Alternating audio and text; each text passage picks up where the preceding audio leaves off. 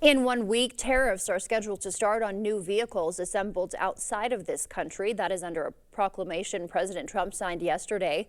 Duties on parts are set to begin later. Cox Automotive says the tariffs could also halt about 30% of North American auto production. Amy Kiley with those details.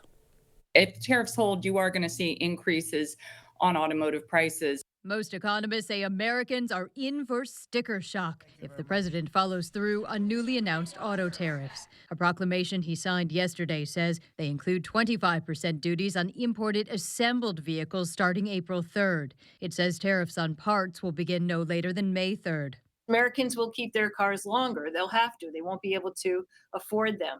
They'll also have a lot less choice. Analysts say the tariffs could make it cost prohibitive to sell certain cheap imports in the U.S. They also predict price hikes on American-made cars due to the tariffs on parts. But the White House says parts that comply with the U.S.-Mexico-Canada trade agreement will get a temporary exemption. It says officials need time to implement a system for those tariffs. Anderson Economic Group predicts eventually the cost to produce a vehicle in the U.S. potentially could rise up to $12,000. So it may fall in the first instance on the American manufacturer who buys the input, who may then pass it on to the consumer, or it is passed through directly through the retail chain to the American consumer. Economists say the advantage of tariffs is that they can help domestic manufacturers. The United Auto Workers Union president applauds Trump's plan. You're going to see prices going down, businesses coming back to the United States so that they don't have to pay tariffs.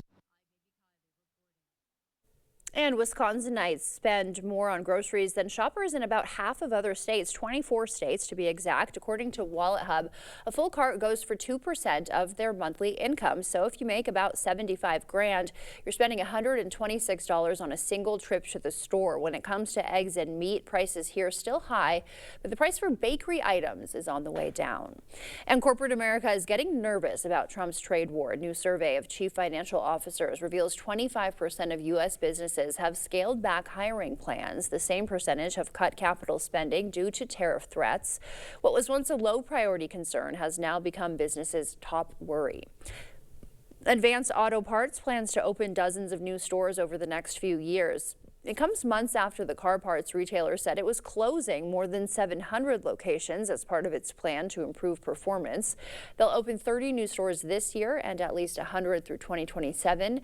6 new stores have already opened.